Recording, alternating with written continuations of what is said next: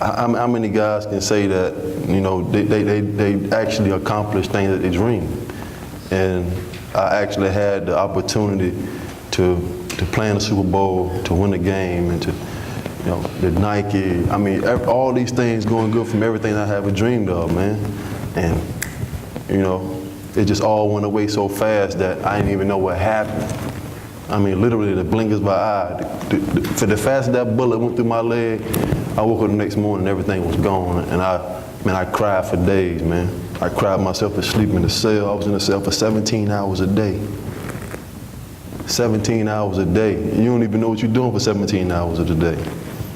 And to go through that for what I did to myself and the decision that I made, I mean, yo, it hurt every day.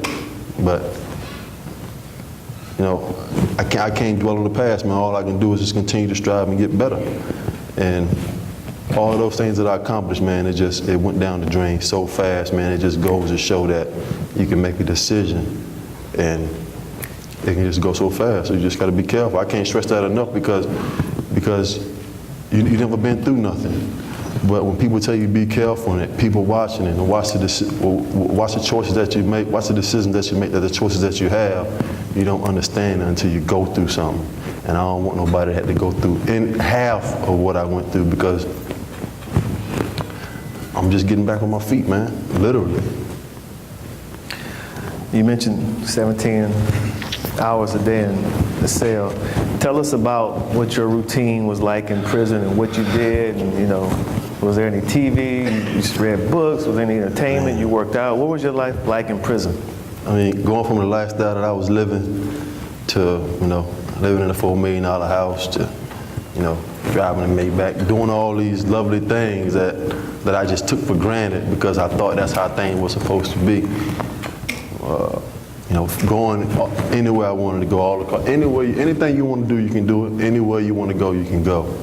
And I went from that to being in a cell for 17 hours, waking up 5:30 in the morning, dudes kicking on your door, telling you get up, put your clothes on. They're like, yo, get up, Burress, we put your clothes on. I'm like, man, where the hell I'm going? I ain't going no damn well. You understand what I'm saying? Am I leaving today? Yeah. And early release? And this every day, man, for like 621 days, 17 hours a day, you just pacing back and forth, looking out the window, watching cars go by. And you just like, damn, how the hell did I get here? And you just think about the decision that you made and it put you there. And I would come out of my cell at like 11 o'clock, working on the line, like giving dudes bread, you know, serving food, mopping floors, mopping stairwells, cleaning showers, toilets. And that was my life, man, for 2 years. I said, man, I just want a Super Bowl. I got a family, I got a wife, I got a son, I got a daughter. I got this at home, I got that, I got a life that's out there for me. And I'm in here listening to another man tell me what to do. I gotta ask this man, can I go get a cup of ice? I got 14 refrigerators. I gotta ask somebody, can I go get a cup of ice? I gotta ask this dude, can I go outside? And I got a beautiful backyard with a pool. And you just have no idea, man, what I went through. And it's not nothing to sit here and say, you know, my whole message is just don't let any decision or choice that you make take away from, you know, what you love and the things that you love to do. You talked about serving food. What did you do to pass time while you were in prison? Read, man. I read 82 books while I was in prison. 82 books? I had never read two. I mean, let's keep it funky. Yeah. I hadn't read two books my whole life. 82 books. I got in there, when I first got in, I was on a 23-hour lockdown. Like 23 hours. You wrecked with some 8 to 9 in the morning. Well, so I'm sitting there, I'm like, damn. What the hell am I gonna do? I said to myself, I say, only thing I can do, man, if I'm gonna be here, I might as well educate myself. And, you know, I started reading, and that's how I passed my time. Reading and praying, man, and my support system was there. My support system only got stronger. And you know, just surround yourself with people that, my mom used to always say, surround yourself with people that you know love you, not the people that say they love you. And my support system was there for me. They were strong, and you know, it didn't waver. It got stronger, and you know, I made it through, man, and that's why I'm here. And that's a good point. I wanted to ask you, obviously after you won the Super Bowl, everyone wants a piece of you. Everyone wants to be your friend. Right. But then when you go through that tragic incident that you went through, then you get to see who your real friends are. Tell me about that whole process and how people started to fall off and they weren't around anymore. Man, some of us, you know, we come from a culture where, you know, like you gotta stay loyal. You know, you can't change. You know what I'm saying? You gotta keep it real with your partners.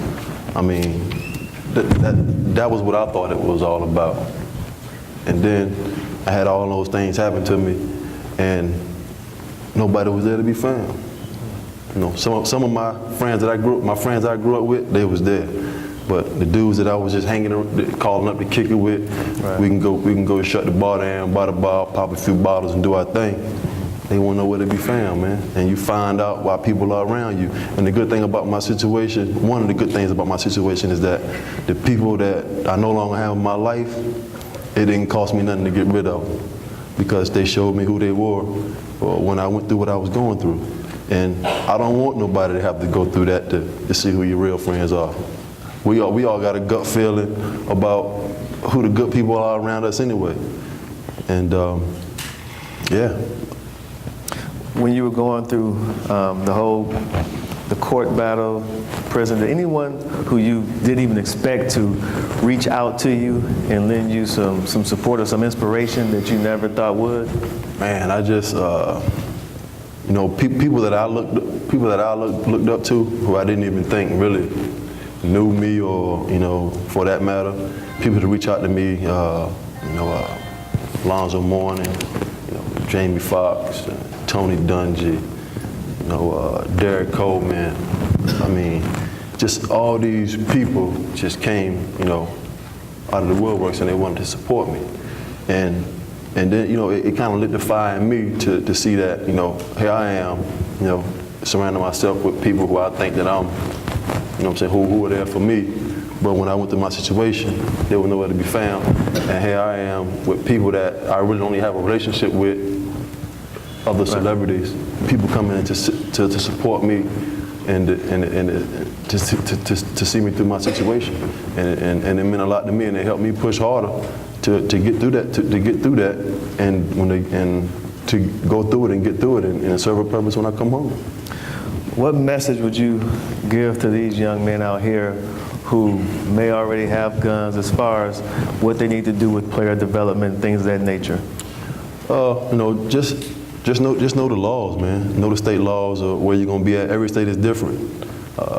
When I had my gun license, I think the state of Florida, the gun permit is recognized in 14 other states. Correct. New York just happened to not be one of them.